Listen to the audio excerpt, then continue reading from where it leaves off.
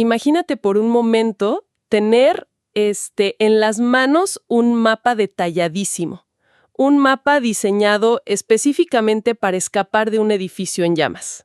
Ajá, una herramienta de supervivencia. Exacto, pero haz de cuenta que en lugar de usarlo para salir, la gente se sienta a discutir apasionadamente sobre, no sé, la tipografía del mapa, el grosor del papel o el color de la tinta con la que fue impreso.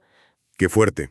Pero, históricamente, parece que esa ha sido la relación de gran parte de la humanidad con los textos proféticos. Sí, totalmente. O sea, se tiene la información ahí, literal, frente a los ojos, pero la atención se desvía siempre hacia los detalles periféricos. Y en el proceso, pues se pierde por completo la urgencia y el propósito del mensaje central. La verdad es una tragedia analítica. Tomar un documento que fue concebido, como dices, para ofrecer supervivencia, claridad, esperanza, y terminar convirtiéndolo en un simple ejercicio académico, para debatir fechas. O peor aún, ¿no? Claro, transformarlo en un espectáculo de terror que lo único que genera es parálisis. Cuando nos acercamos a estos textos antiguos con la intención de satisfacer curiosidades morbosas en lugar de buscar dirección real, el resultado siempre es una profunda confusión. Y fíjate que por eso, este espacio, esta exploración detallada de hoy, resulta tan pertinente. Tenemos sobre la mesa las notas de un documento fascinante que se titula El tiempo está por terminar. Así es, un documento muy revelador. Y lo que me encanta, lo que me atrapó de este material es cómo rescata la escatología, o sea, el estudio de los últimos tiempos, lo arranca de las manos del sensacionalismo barato de Hollywood y de las, ya sabes, interminables conspiraciones de Internet para devolverla a su intención original. Que es donde siempre debió estar. Exacto. Y quiero establecer algo desde este primer momento. El objetivo de analizar estas fuentes hoy no es de ninguna manera predecir el futuro con pánico.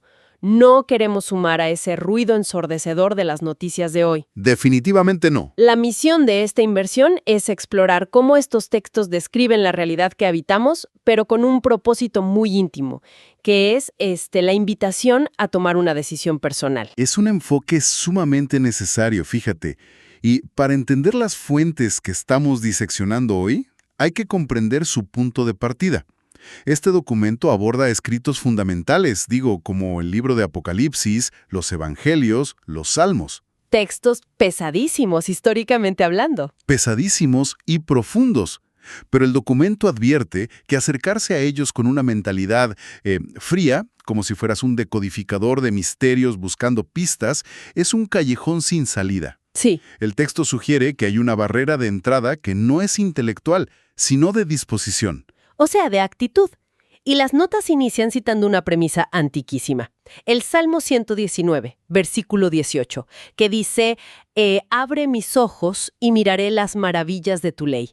¡Qué maravilla de texto! Sí, y me llamó muchísimo la atención porque en nuestra cultura moderna solemos creer que, pues, si tenemos suficiente intelecto, si analizamos la lingüística o el contexto histórico, ya podemos dominar cualquier texto. Ajá, que el intelecto lo resuelve todo. Exacto, pero este documento plantea que este material en particular requiere humildad intelectual. Afirma que no se puede entender verdaderamente sin una apertura espiritual, sin la guía de algo superior que quite el velo de nuestras propias distracciones. Lo cual tiene todo el sentido del mundo desde la perspectiva de la literatura oriental antigua. Estos textos no fueron escritos como manuales técnicos que uno lee para pasar un examen escolar. Claro, no son un instructivo de una lavadora. Exactamente. Fueron diseñados como comunicación relacional, una conversación entre la divinidad y la humanidad.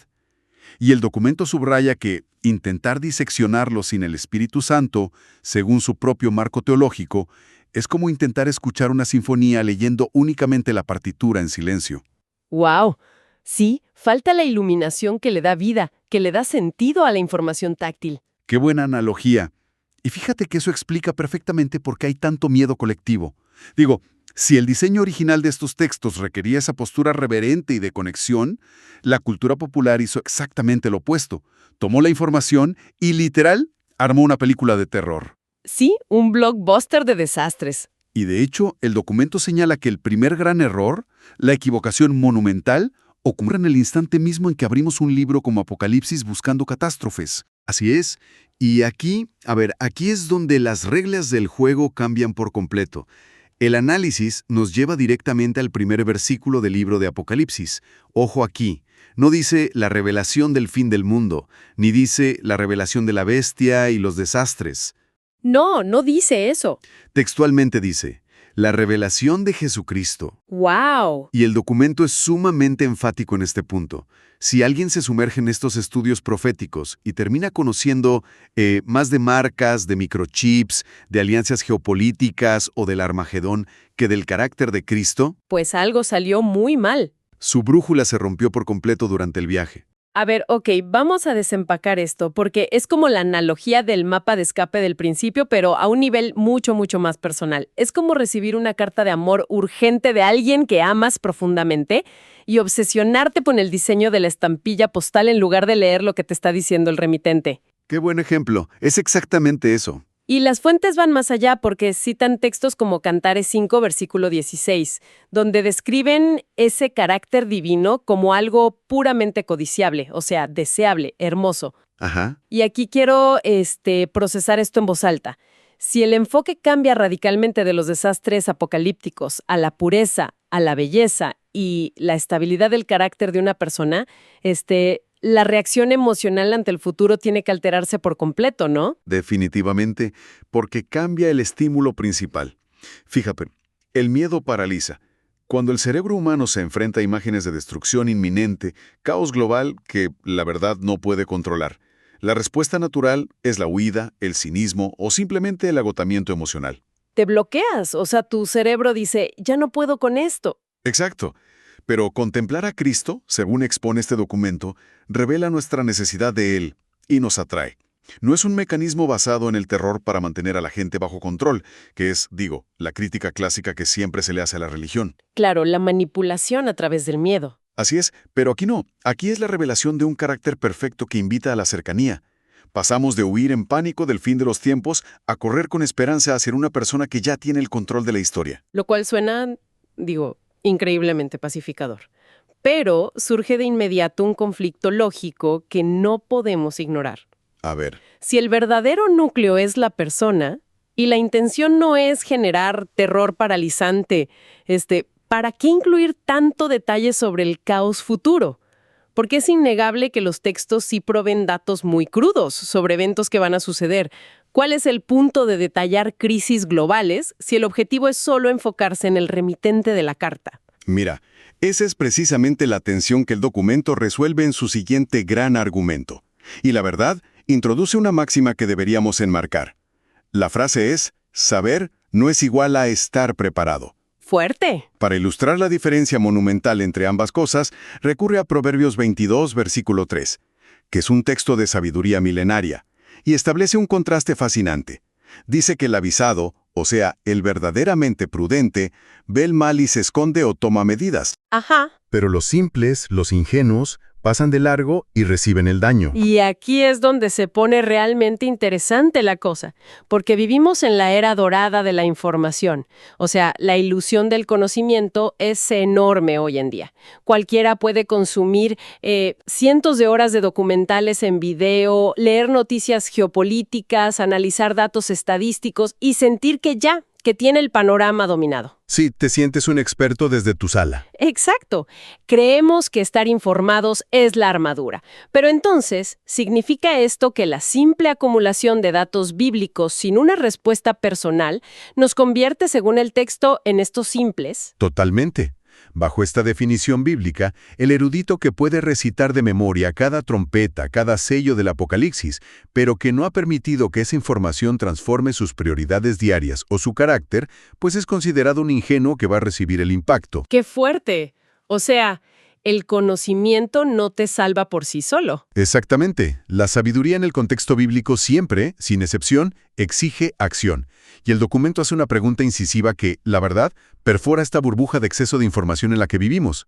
La gran interrogante no es ¿sabes lo que está pasando? Sino ¿qué vas a hacer al respecto? Exactamente. Esa es la pregunta real y apremiante. Es un golpe directito al ego de quienes aman debatir teoría, ya sabes, en foros de internet, pero sus vidas prácticas permanecen intactas sin ningún cambio. Así es. Y esa necesidad ineludible de pasar del conocimiento a la acción nos lleva exactamente a la razón de fondo por la cual Dios revelaría el futuro en primer lugar. O sea, no es para asustar, no es para crear una base de datos curiosa en nuestra mente, sino para provocar una reacción en cadena. Y fíjate que el texto detalla 3 propósitos fundamentales de la profecía. Sí, y es importante desglosar esos propósitos porque explican cómo se supone que debe operar esta información en nosotros. El primero de ellos es para creer. Ok, ¿para creer? Las fuentes citan Juan 14, versículo 29, donde se establece este mecanismo. Jesús dice, «Os lo he dicho antes que suceda, para que cuando suceda, creáis». O sea, no es para adivinar el futuro. No, la profecía no funciona como una bola de cristal para ganar apuestas. Su mecanismo es retrospectivo en cuanto a la fe. O sea, cuando el mundo inevitablemente se sacude y las estructuras colapsan, la mente humana tiende al pánico, o de plano al ateísmo, a la desesperanza. Claro, al nihilismo de que nada tiene sentido. Pero si la información fue dada antes, el cumplimiento de la misma se convierte en un ancla. Ves el caos y piensas, a ver, me advirtieron que esto pasaría. Por lo tanto, el que me lo advirtió sigue teniendo el control de la situación. ¡Wow! Ese anclaje psicológico es de verdad invaluable en tiempos de crisis. Pero, no se queda ahí. El segundo propósito que enumera el documento es para actuar. Ajá, la acción. Y esto cierra el círculo con lo que hablábamos hace un ratito del simple y el prudente. Las notas citan pasajes como Marcos 1.15, que habla de arrepentimiento, o Mateo 24.4, que advierte así, de manera imperativa, mirad que nadie os engañe. Sí, es un llamado al movimiento. O sea, creer sin obedecer no sirve de nada. Tener la información profética y no modificar la trayectoria moral o espiritual de nuestra vida, pues es como escuchar la alarma de incendios del edificio, confirmar científicamente que sí hay fuego y decidir quedarse sentado en el sofá viendo una serie. Es un absurdo, sí. La profecía busca provocar una alteración real en nuestra rutina. Y eso nos lleva al tercer propósito, que la verdad suele ser el más controversial de todos. Para compartir. Okay. El análisis rescata la figura de Abraham en el libro de Génesis capítulo 18. Hay un momento antropológicamente fascinante donde la divinidad se detiene y reflexiona, ¿encubriré yo a Abraham lo que voy a hacer? Como compartiendo un secreto. Exacto. Y más adelante, en la carta de Santiago, se le otorga a Abraham un título insólito. Le llaman amigo de Dios. La premisa aquí es que los planes futuros se comparten bajo este código de amistad profunda, con el entendimiento tácito de que el amigo advertirá a los suyos, a su familia, a su entorno. A ver, voy a hacer una pausa aquí y voy a jugar a la abogada del diablo un segundo. Adelante. Porque entiendo la teoría, ¿eh? Entiendo lo de fortalecer mi propia fe, entiendo lo de actuar y cambiar mi conducta. Pero la instrucción de compartir información sobre el fin de los tiempos... Suena complicado, ¿no? Es que suena, la verdad, como la receta perfecta para arruinar una cena familiar. O sea, la imagen mental automática es alguien incomodando a sus parientes con una actitud de superioridad moral, soltando discursos apocalípticos entre el pavo y el postre. Sí, entiendo perfecto. Genera un rechazo social casi inmediato. Y es un rechazo completamente justificado porque el método que solemos imaginar es invasivo y francamente va en contra del mensaje mismo. Pero si conectamos esto con el panorama general, debemos recordar el primer gran principio que discutimos. El núcleo es la persona de Jesús, no el terror. Ajá. Si alguien está arruinando cenas familiares, hablando de bestias y condenación, está fallando en el propósito número 1. Compartir no es pararse con un megáfono en la calle a condenar a los transeúntes. Entendiendo el mecanismo del amor y la amistad que ejemplificaba Abraham, compartir significa ofrecer un bote salvavidas. Carácter de Dios ofrece paz en medio de la tormenta. Cambia la entrega por completo. Ya no se grita desde el miedo, sino que se invita desde una profunda convicción amorosa. Es la diferencia abismal entre, gritar «¡Vamos a morir todos!» para causar histeria y tomar calmadamente de la mano a alguien que amas para decirle «Oye, conozco la salida, vente conmigo». Exactamente, esa es la actitud. Pero claro, para poder advertir a otros con esa claridad mental, con esa paz, es indispensable saber identificar exactamente qué es lo que está pasando hoy en día.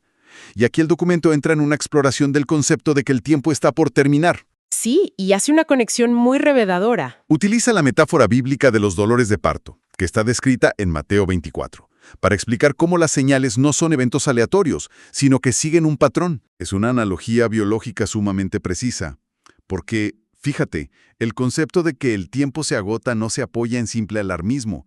Cuando la Biblia describe el declive del mundo antes de una intervención divina, usa los dolores de parto para explicar dos variables fundamentales: frecuencia e intensidad. Ajá, cada vez más rápido, cada vez más fuerte. Exacto. Un sismo aislado a lo largo de un siglo, pues es una anomalía geológica, ¿no?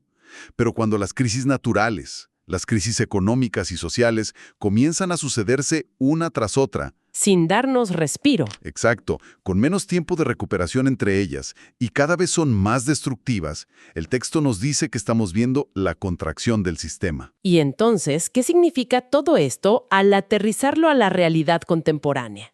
Porque el emparte con los titulares de noticias, te juro, es escalofriante.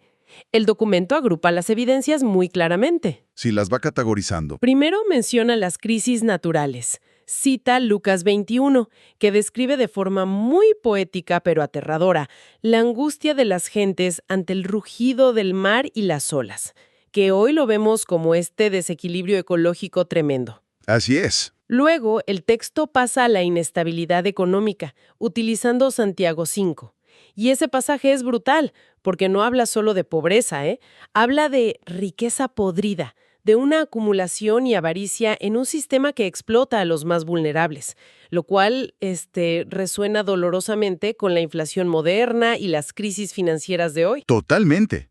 Y el nivel de detalle sociológico de estos textos antiguos es asombroso. El análisis continúa abordando la crisis moral y de violencia, haciendo un paralelo directo con los días de Noé relatados en el libro de Génesis. Que mucha gente se imagina un mundo de caricatura. No. Sí, pero el texto no lo describe como una época de demonios con cuernos en las calles. Lo describe como una sociedad completamente insensibilizada, donde la violencia se volvió la norma cotidiana. El pan de cada día. Ajá, mientras la gente seguía su rutina normal de comer, beber y casarse, totalmente ajena a la gravedad de su propia fractura moral. Y fíjate que esa insensibilidad nos lleva a la última categoría, que creo es la más sutil pero la más devastadora de todas: la profunda confusión espiritual. El documento cita Mateo 24, que lanza una advertencia psicológica profundísima. Dice que por haberse multiplicado la maldad, el amor de muchos se enfriará. ¡Qué frase tan pesada! Pesadísima. Si lo analizamos, un terremoto destruye la infraestructura física de una ciudad, ¿no? Pero la apatía emocional, el cinismo y la pérdida de empatía destruyen el tejido mismo que nos hace humanos. Vivir en este mundo hiperconectado donde consumimos tragedias ajenas en las pantallas de nuestros teléfonos 24/7 ha generado una fatiga de compasión brutal. El amor de verdad se está enfriando. Ese es el síntoma definitivo de los dolores de parto.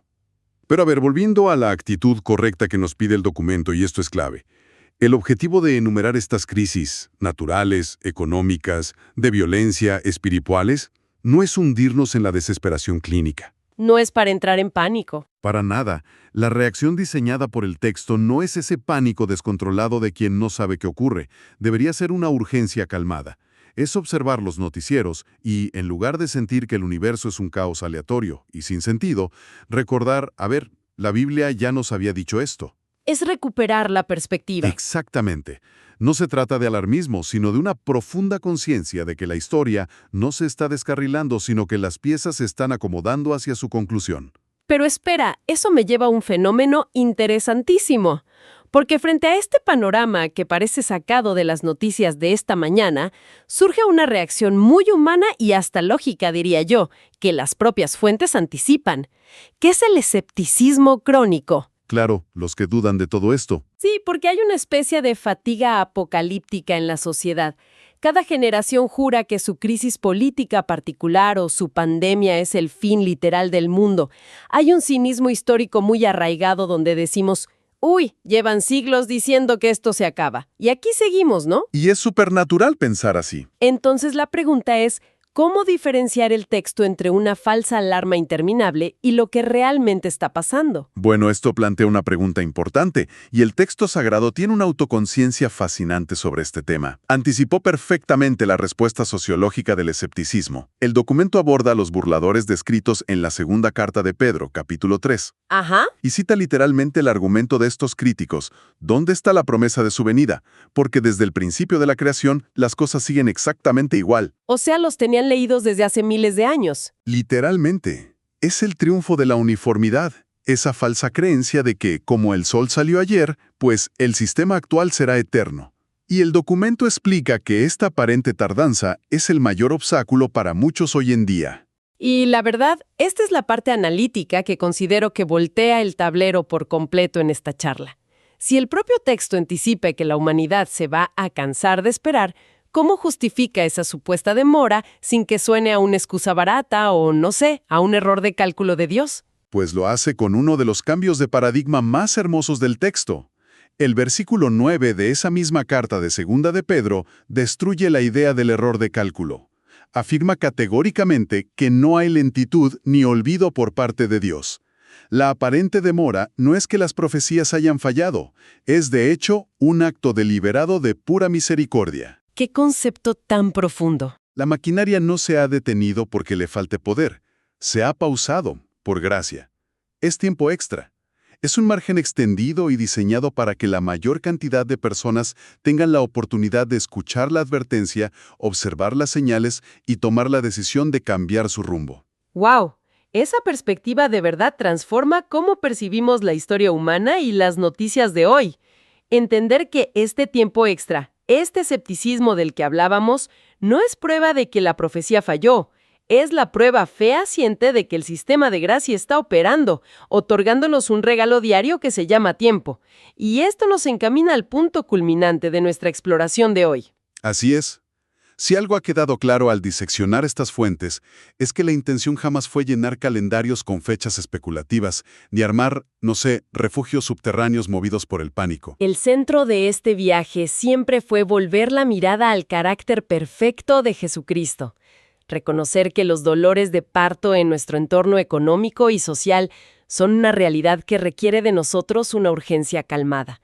Y comprender que la demora, pues, es misericordia divina operando hoy. Y frente a esa evidencia monumental, las fuentes culminan empujando hacia un momento de introspección personal ineludible. Retoman textos que portan un peso espiritual enorme, pero ojo, sin un gramo de manipulación emocional. Sí, sin presión. Hebreos 3, versículo 15, establece una advertencia silenciosa pero firme. Dice: si oyereis hoy su voz, no endurezcáis vuestros corazones. Y esto hace un balance perfecto con la invitación abierta de Mateo 11. Venid a mí todos los que estáis trabajados y cargados. La conclusión del análisis es que la pregunta final no es debatir si Cristo viene o no. La única pregunta que importa es, ante esta evidencia, ¿estamos listos nosotros? Exactamente. Esa es la introspección personal a la que invita el texto. Y es una pregunta que nadie puede responder por otra persona. Y para cerrar, fíjate que hay un último elemento en el documento que quiero dejar sobre la mesa como un pensamiento final provocativo. Adelante. Es una línea del profeta Jeremías en el capítulo 17. Es súper breve, pero cortante. Dice: engañoso es el corazón. Y me pongo a pensar seriamente en la mecánica detrás de esa frase. Si nuestra propia biología y cultura están programadas para engañarnos, para hacernos creer que siempre habrá un mañana garantizado para tomar decisiones importantes. ¿La trampa de la postergación? Exacto. ¿Qué distracciones cotidianas estamos permitiendo que silencien esa voz urgente pero suave hoy mismo? Ese letargo espiritual es el engaño maestro, ¿no? Creer que tenemos el control absoluto sobre la cantidad de tiempo que se nos ha otorgado, cuando cada minuto es, literalmente, pura gracia. Y el reloj sigue su marcha. Los eventos siguen acomodando las piezas. Si Dios está hablando a través de todo esto, a través de la inestabilidad y la apatía de hoy, la invitación es simplemente a no ignorarlo. El tiempo está por terminar. La gracia aún habla, pero pronto callará.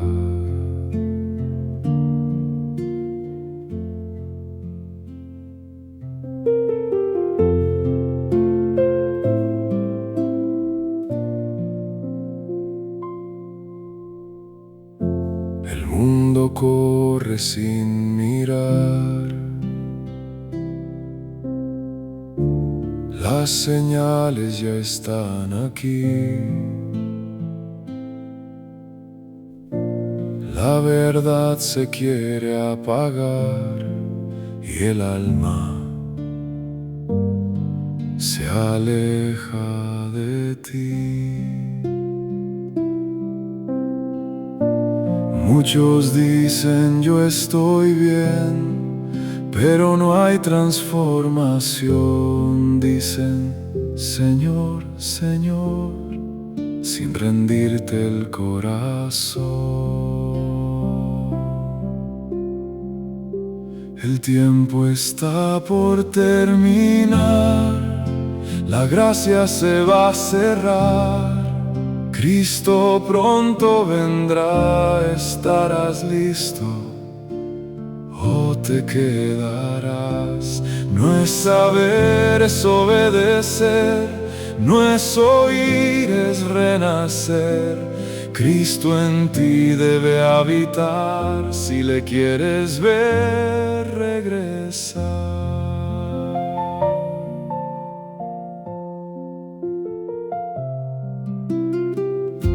No es religión lo que Él pide, ni palabras sin vivir.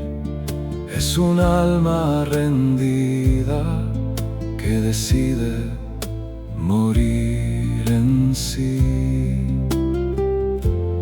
El engaño cubrirá a los que no velan hoy, pero el que firme esté caminará en su voz. Despierta ya, pueblo de Dios, sal de la confusión, la voz del cielo aún llama hoy. Vuelve, vuelve al Creador. El tiempo está por terminar, pero hay gracia aún para ti. Cristo quiere habitar y vivir dentro de ti. Si hoy decides rendirte a Él y su Espíritu recibir, la esperanza de gloria será Cristo viviendo en ti. El tiempo está por terminar, pero hoy aún puedes volver.